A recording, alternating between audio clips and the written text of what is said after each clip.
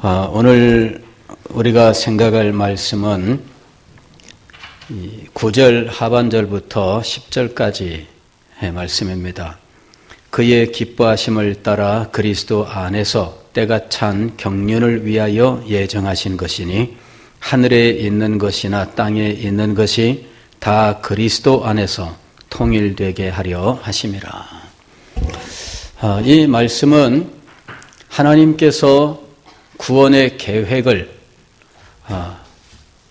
세우시고 이것을 하나하나 계획하신 대로 이루어 나가시되 그 궁극적인 목적이 무엇이냐 하는 것에 대해서 말씀하고 있습니다.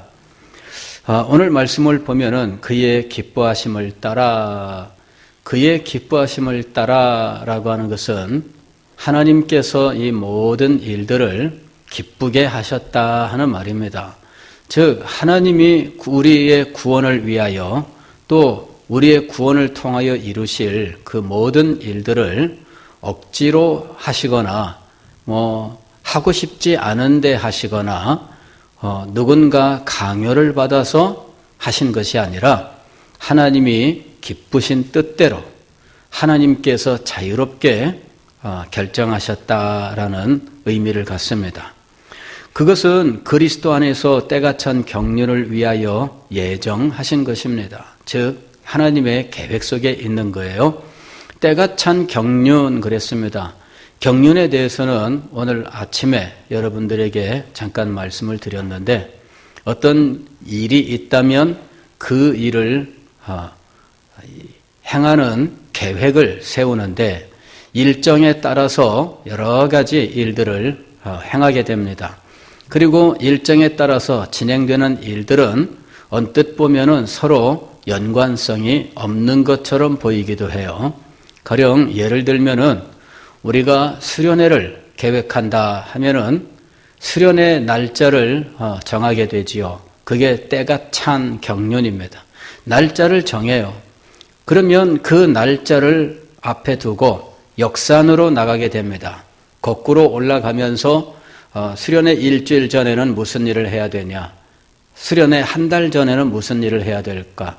2달 전에는 무슨 일을 하고 3달 전에는 무슨 일을 할까? 6개월 전에 어떤 일을 할까? 이제 이런 일정이 잡히게 되어 있어요. 그래서 6개월 전에 우리는 수련회 준비위원회를 구성한다. 이렇게 계획을 세우게 돼요. 그리고 수련회 준비위원회가 첫 번째 모임을 모이면 이제 수련회 날짜, 수련회 주제 이런 것들을 이제 결정을 하게 되죠.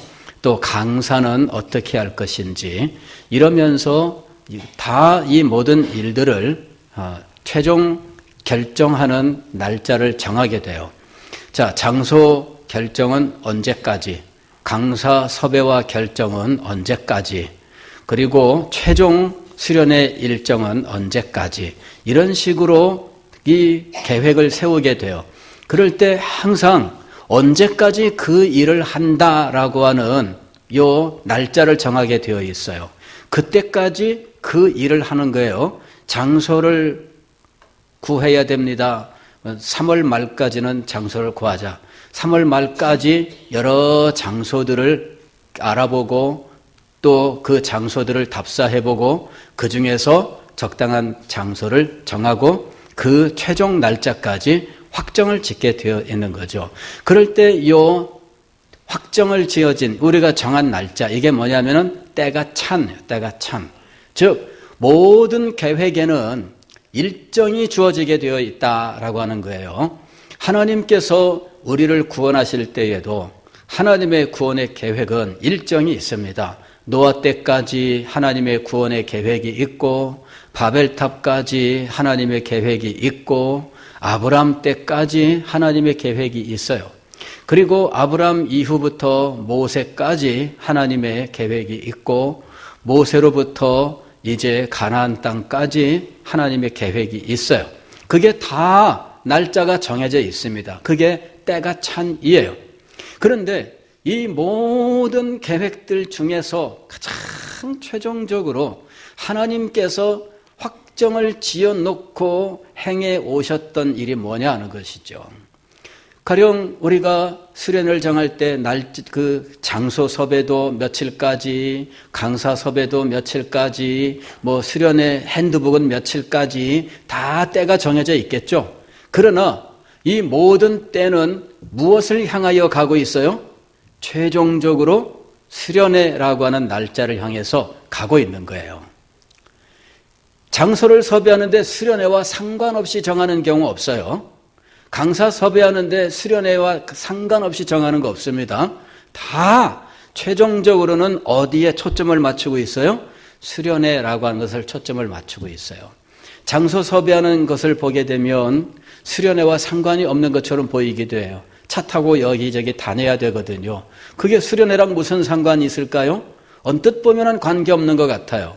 그러나 그게 수련회와 직접적으로 중요한 관계를 갖는 거거든요. 저도 서울에 있을 때 참 장소 섭외하는 게 얼마나 어려웠는지, 요새는 참 쉬워요. 요새는 인터넷에 이렇게 검색해가지고 홈페이지 뜨고 사진도 뜨고 각종 이 사용기 리뷰도 뜨고 하기 때문에 다 확인해 보면 나와요. 전화번호까지도 나오고요. 모든 게 다 나옵니다. 그러나 제가 전도사 시절에 그때는 그런 게 없었어요. 그때는 맨몸으로 부딪혀야 해요. 어디 좋은 데 없나 추천받아서 직접 가봐야 됩니다. 직접 가서 다 둘러보고 또 여기 아니면 다른 곳에 가서 또 둘러보고 또 둘러보고 이래가지고 서울에 제가 전도사 시절에 경기도 서울 경기 일원을 안 가본 데가 없이 다 가봤어요. 지금도 질이 훤한 이유가 그때 다 다녔기 때문에 몇 번 국도를 타고 가다가 몇 번 지방도로를 타고 어디까지 가서 검문소 앞에서 좌회전을 해가지고 어디로 들어가면 그때는 내비게이션이 없어요. 그냥 그렇게 설명을 듣는 거예요. 설명을 자세히 이렇게 해주면 좋죠. 그게 없기 때문에 매년 제가 지도를 샀어요. 서울 지도, 지방 전국 지도, 매년 이 지도를 사서 저도 지금 제 서재에 가면은 그때 산 지도들이 따로 있습니다. 왜? 매년 도로가 바뀌니까 그 도로들을 확인하기 위해서 지도를 매년 사가지고 어디 그러면은 가는 길 어떻게 가냐 그거 미리 다 계획 세워가지고 다녔어요. 수련회와 무슨 상관이 있어요? 근데 그렇게 차를 몰고 여기저기 사방으로 다니는데 그게 수련회와 직접 관련이 있어요. 하나님께서 아브라함을 부르셨어요. 이스라엘을 부르셨어요.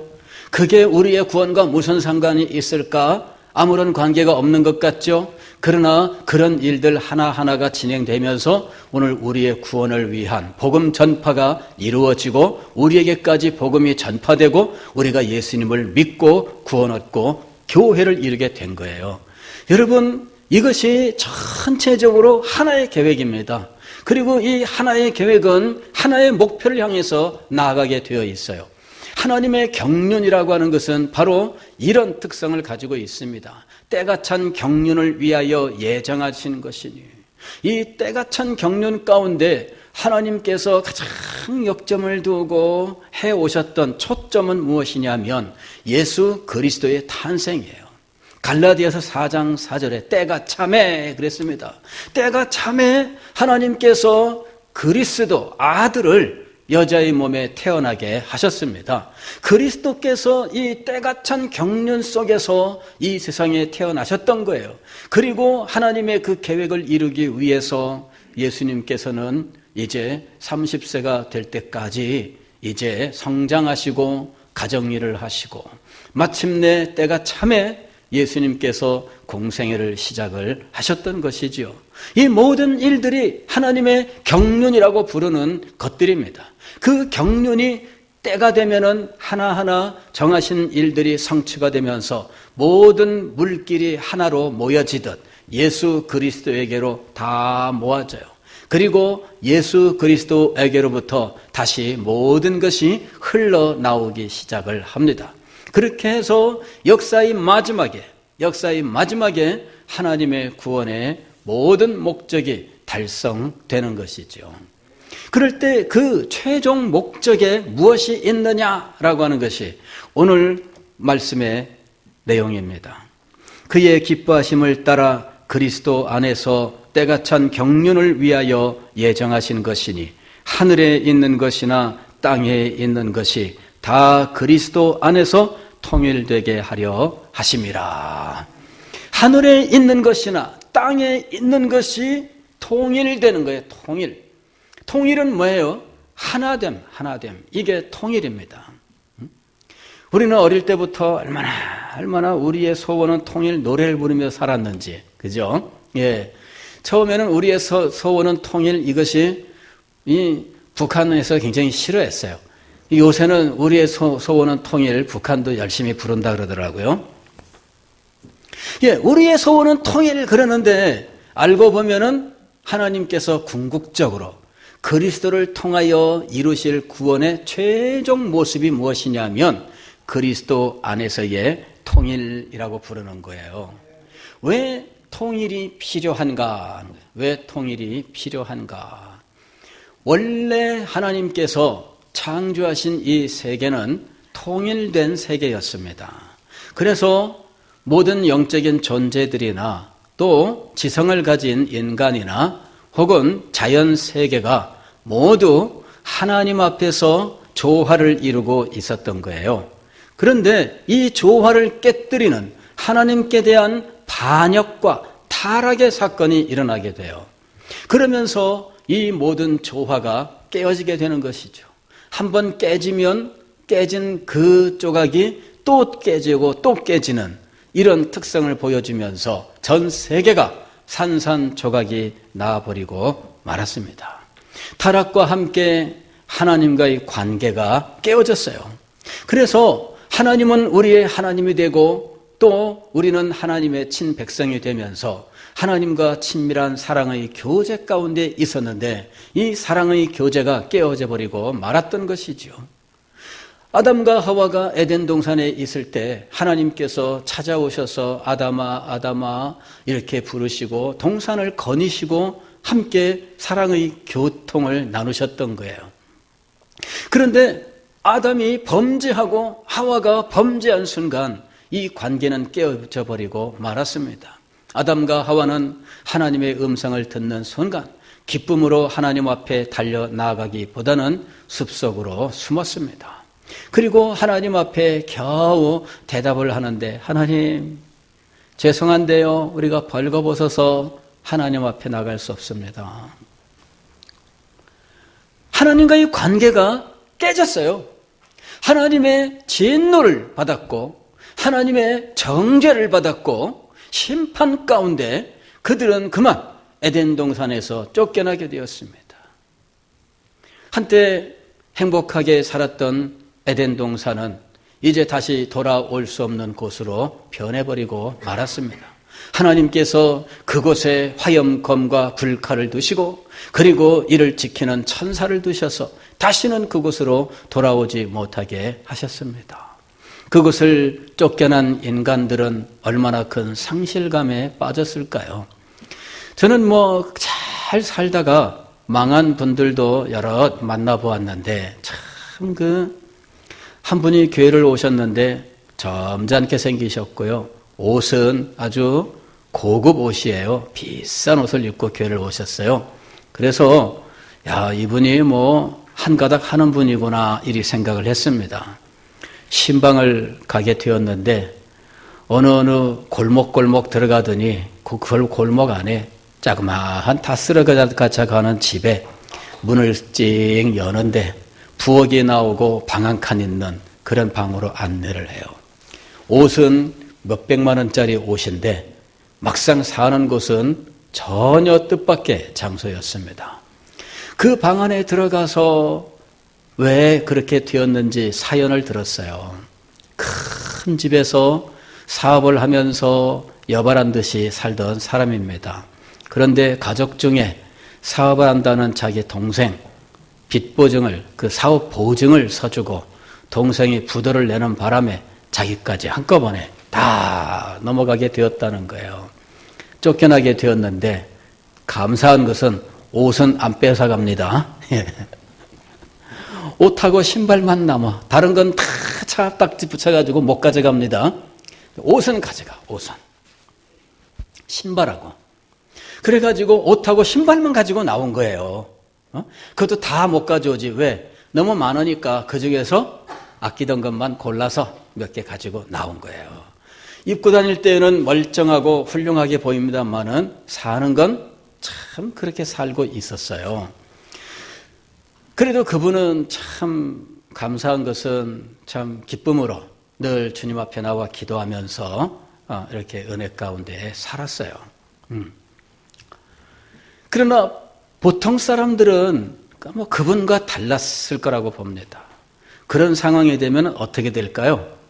그런 상황이 되면 낙심하고 실망하고 절망하고 아마 얼굴부터 다 변해서 아주 잘 나갈 때 그 얼굴 얼마나 보기 좋아요. 이게 얼굴이 완전히 상해가지고 온갖 세상 일에 찌들어버린 근심과 걱정에 말라 비틀어진 얼굴이 되지 않겠어요? 그리고 입에는 원망, 불평 이런 것들이 늘 달고 있는 상황이 되지 않겠어요? 예, 만족하지 못하겠죠. 그 넓은 집에 자기가 그렇게 잘 살 때는요, 교회 사람들이 매일 자기 집에 와가지고 하루 종일 자기 집에서 그냥 음식 해 먹고 마시고 하고서는 그리고 막 그렇게 살았다는 거예요. 그랬는데 망하고 나니까 그 교회도 더 이상 못 나가. 도망쳐 나온 거죠. 이래가지고 멀리 떠나서 아무도 모르는 곳에 가서 죽어 지내는 수밖에 없는 거예요. 얼마나 비참할까요? 아담은 그보다 더했습니다. 아담은 그보다 더했어요. 200평 집이 아니라 에덴 동산 자체를 상실했거든요. 아니, 에덴 동산보다도 하나님을 상실했어요. 하나님을 상실한 인생이니 그 마음에 얼마나 많은 아픔과 갈등과 고통이 있을까요? 자기 자신을 자책하면서 자기 자신이 너무나 밉고 그래서 스스로를 아마도 많이 욕했을 거예요. 이 바보 같은 거, 자기 머리를 많이 때리지 않았을까요? 자기 가슴도 많이 두드리지 않았을까요? 혼자 있다가 잠자다가 불쑥 깨 일어나가지고서는 또 알 수 없는 소리로 욕하면서 그러다가 푹 쓰러지고 그러지 않았을까요? 아마도 이 아담이 지상에서 살아가는 삶은 우리가 말하는 아마 지옥 같은 삶이 아니었을까요? 그것이 타락한 인생의 모습이에요. 자기 자신도 자기 자신을 긍정할 수 없는 비참한 가운데 떨어진 존재, 그가 바로 죄인입니다. 깨어진 자아, 그렇죠? 인간의 자아는 긍정적이 아니에요. 인간이 자기에 대하여 가지는 생각, 우리는 자기 자신에 대해서 자부심을 가지고 있어요. 거울을 볼 때마다 다 만족해합니다. 그래도 나는 눈 하나만큼은 기가 막히지 않겠어? 이러면서 만족을 합니다. 그러나 그의 마음 깊은 곳에는 항상 뭔가 깨어진 것, 뭔가 부서지고 만족하지 못한 여러 가지 불쾌하고 불행한 것, 이런 것들이 그 밑에 가득 쌓여 있다는 거예요. 현대 심리학이 발견한 것이 바로 그거예요. 인간의 무의식 속에는 이 의식을 좌우할 만큼의 무엇인가가 쌓여 있는데 이건 우리가 그냥 들여다본다고 알 수 있는 건 아니라는 거죠. 굉장히 어두운 곳이에요. 그 곳에서 무슨 일이 일어나지 모르는데 현대 심리학은 거기에서 있었던 일들이 끔찍한 범죄로 나타난다라고 이야기를 해요. 인간 속에 우리가 의식하지 못하는 그 깊은 속에 실상은 이 세상의 온갖 불행과 비극을 만들어내는 어떤 것들이 있다고 보고 있는 거죠. 이 현대 심리학이 주장하고 있는 이야기예요. 그 속에 선한 게 없어요. 그 속에 있는 것들은 정말 우리가 꺼내놓으면 추하고 더러운 것들이에요. 우리 인간은 정상적인 자아를 가지고 있지 못합니다. 깨어진 자아를 가지고 있어요. 그래서 정상적인 상황에서는 늘 비꼬는 말이 먼저 나오게 되어 있고, 정상적인 상황에서는 늘 다른 사람들의 일을 그냥 깎아내리는 이런 반응이 먼저 나오게 되어 있는 거예요. 여러분, 우리들은 이런 모습으로 살고 있습니다. 이것이 바로 깨어진 자아예요. 자기 자신조차도 조화를 이루지 못하는 가운데 있습니다. 인간은 정신병을 가지고 있다 이렇게 얘기하죠. 인간은 정상적인 것 같지만 그러나 누구든지 다 정신병을 가지고 있다. 이렇게까지 과도하게 말하는 학자들도 있어요. 왜 그러냐 하면은 인간 자체가 깨어진 존재이기 때문이에요. 그런데 이 깨어진 자아를 가진 인생은 다른 사람과 조화를 이루며 살 수 없습니다. 최초의 인간 아담과 하와가 에덴 동산에서 쫓겨났을 때 그들은 가인과 아벨이라고 하는 아들을 낳았어요. 이 세상에 몇 없는 친족입니다. 얼마나 사랑스럽고 얼마나 가까운 관계였겠어요? 그런데 우리는 뜻밖에도 형이 동생을 죽이는 이 비극을 목격하게 됩니다. 사랑으로 연합하는 것이 아니라 시기하고 질투하고 그것을 견디지 못해서 결국은 자기 동생을 죽이는 장면을 보게 되는 거예요. 왜 그런 일이 일어났을까요? 깨어짐 때문이에요. 하나님과의 관계가 깨어졌습니다. 그랬더니 자기 자신의 자아도 깨어지고 이 깨어진 자아를 가지고는 함께 살아갈 수 없는 존재가 되어버리고 말았습니다. 가장 가까운 형제 사이에도 미움과 다툼, 함께 할 수 없는 이런 모습들. 그래서 한 곳에 살다가는 반드시 누군가는 떠나야 되는 이러한 관계를 가질 수밖에 없다라고 하는 것이죠. 그게 인간의 자연스러운 모습이에요. 최근에 손모 국회의원 목포 무슨 개발 이런 것 가지고 이슈가 돼서 좀 시끄러운 상황에 있는데, 동생하고 관계가 그렇게 안 좋아서 동생이 뭐라고 또 이렇게 얘기하니까 또 동생한테 대해서 그는 하면서 막 이러는데, 그걸 볼 때, 이 누나하고 동생 사이에 참 수십 년의 어떤 이 삶의 문제들이 얽히고 설켜 있지만 참 보기 좋지는 않죠. 그죠? 보기 좋지는 않아요. 근데 저는 그렇게 봅니다. 이게 사실은 죄인들의 정상적인 모습이다. 죄인들의 정상적인 모습이에요. 그러면서 저도 참 자녀를 키우고 있습니다만은 늘 일러줍니다. 너희들은 그러지 말아라. 너희들은 그러지 말아라. 형제 사이가요, 원수가 되는 일들이 세상에는 드문드문 있는 것이 아니라 굉장히 많습니다. 아마 여러분들도 주변에 다 있을 거예요. 그런 사람, 원수된 사람들. 여러분이 아는 사람 중에 원수된 사람들이 다 있을 거예요. 없는 사람이 없을 거예요.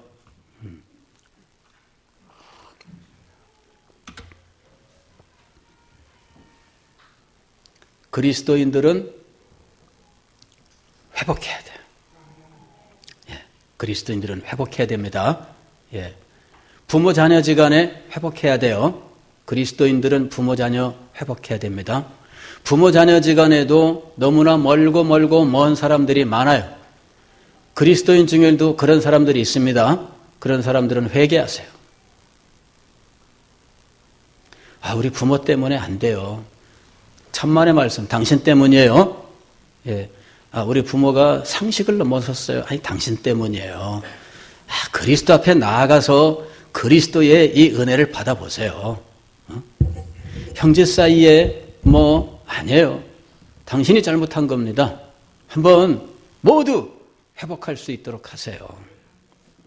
그리스도 안에서 통일되게 하려 하심이라. 여러분, 지금은 제가 이 깨어진 자와 깨어진 관계에 대한 얘기를 합니다. 왜? 우리의 현실을 알기 위해서. 이웃과의 관계가 정상이 아니에요. 나아가서 자연과의 관계도 정상이 아닙니다. 인간이 타락하면서 이 세상은 인간과 화합하지 않습니다. 인간은 수고하고 노력하지만 땅은 엉겅퀴를 내고, 인간은 곡식을 가꾸지만 땅은 가시를 냅니다. 그렇게 해서 자연을 개발하고 발전시킬수록 인간은 그 반대급부로 더 많은 고통을 겪게 되어 있어요. 우리는 친환경 해가지고 태양광 발전을 많이 하면은 친환경 될 줄 알았어요.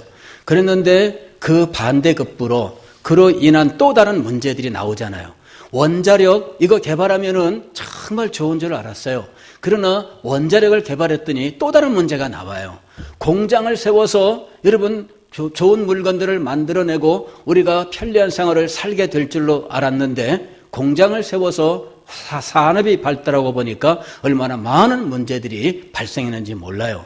에어컨 틀어서 시원하게 살았는데 너무너무 좋다 그랬는데 이 에어컨 때문에 이 세상에 또 다른 문제들이 일어나고 있어요.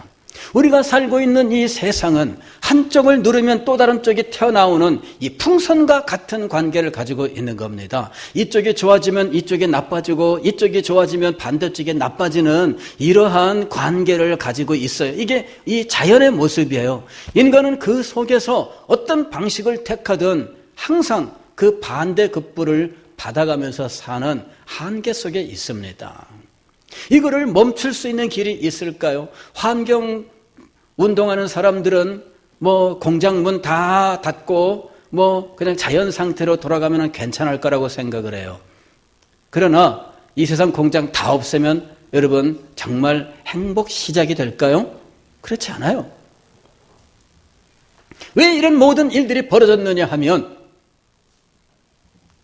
타락 때문에 하나님께 범죄하고 반역했던 결과 하나님과의 관계가 깨어지면서 모든 것의 조화가 깨어지고 말았던 거죠. 우리는 알 수 없으나 이 세상에는 영적인 전쟁이 진행되고 있습니다. 그래서 이 영적인 전쟁이 진행되는 이 한가운데에서 그 전쟁이 이 땅에도 영향을 미치고 있어요.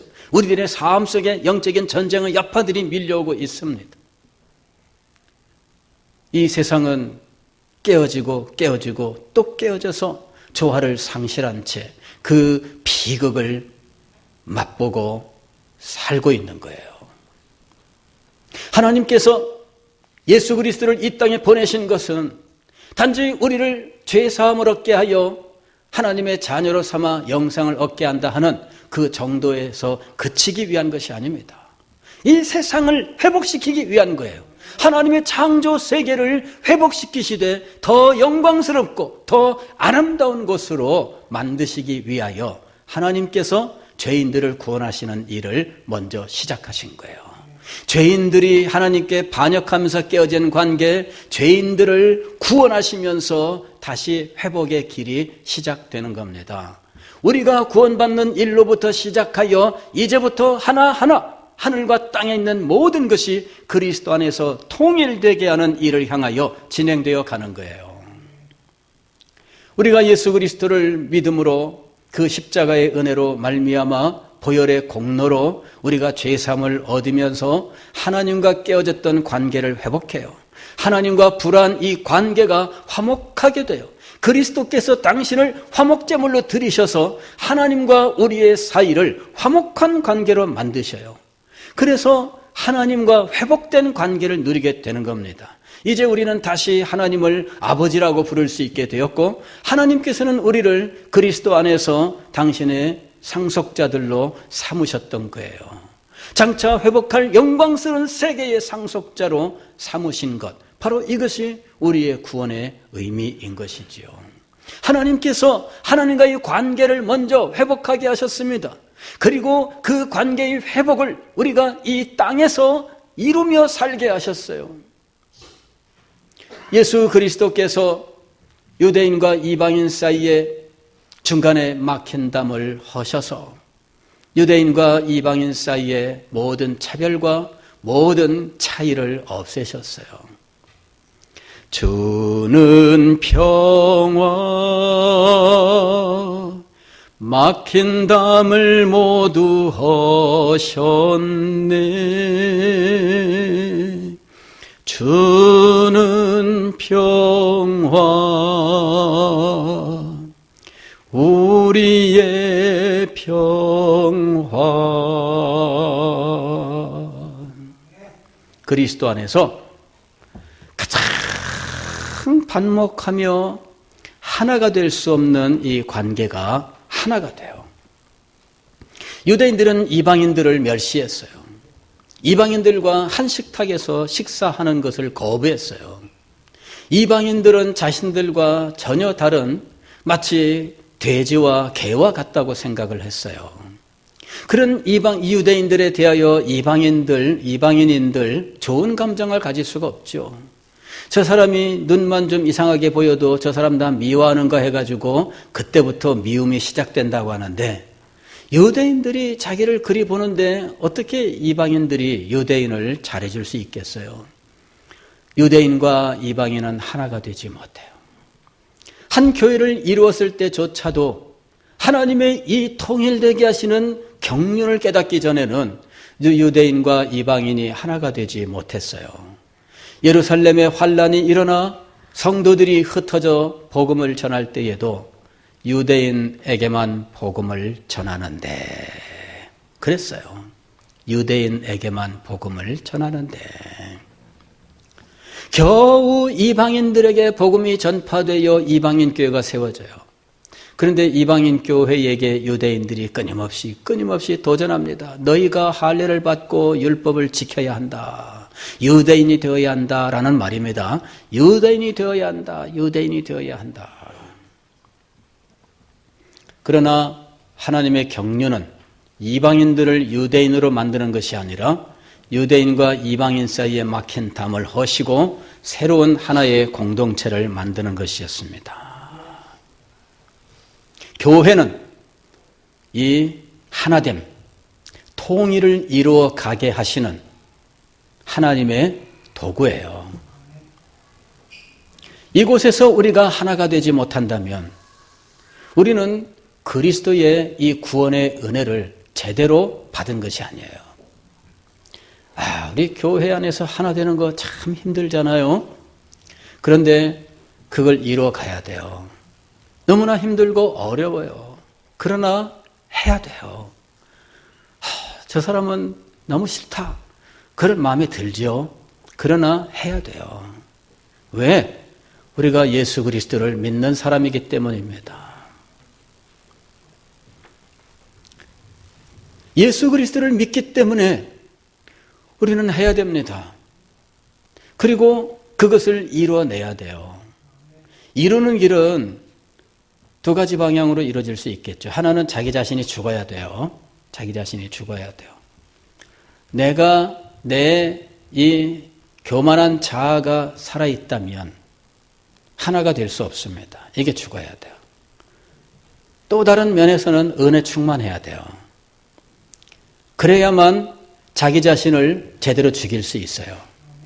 그래서 은혜를 받으면서 자기를 죽이는 이 두 가지 일을 우리가 동시에 진행합니다. 그렇게 해서 우리 자신들은 모두 죽고 그리스도 안에서 그리스도의 은혜와 사랑만이 충만하게 되는 아름다운 교회를 이루어야 돼요. 우리가 그 사명을 받은 거예요. 그리스도 안에서 통일되게 하려 하심이라. 그리고 궁극적으로 역사의 마지막에 새하늘과 새 땅이 이루어지면서 하늘에 있는 것이나 땅에 있는 것, 영적인 존재들이나 육적인 존재들, 그리고 이 세상의 자연 만물까지도 그리스도 안에서 온전히 새롭게 돼요. 보라, 새 것이 되었도다. 그 영광스러운 곳에서 우리는 그리스도 안에서 온전히 하나가 된 우주 만물을 대하게 될 겁니다. 그리고 그들이 하나님을 기쁨으로 경배하는 영광스러운 자리에 우리는 모두 함께 나아가게 될 거예요. 여러분, 우리가 이 궁극적인 우리의 모습을 마음속에 그리고 이 일을 이루기 위해서 지금 우리는 한 걸음 한 걸음 나아가야 돼요. 내 자신 마음속에서 하나님의 은혜로 자기 자신에 대하여 그리스도 안에 새로운 존재라고 하는 분명한 깨달음을 가지고 그 믿음을 가지고 가정 내에서는 모든 가정 식구들이 사랑으로 연합하여 하나님의 나라를 이루고 교회에서는 우리 모두가 자기 자신의 자아를 죽이고 하나님의 은혜로 우리의 마음을 고르게 하면서 아름다운 공동체를 이루어 나가는 거예요. 한 마음과 한 뜻이 되는 것입니다. 그리고 주님께서 정하신 그 때에 마침내 하늘에 있는 것이나 땅에 있는 것이 통일되는 영광스러운 날을 맞이하게 될 것입니다. 그때 여러분과 제가 한 자리에서 만나게 될 것입니다. 기도하겠습니다.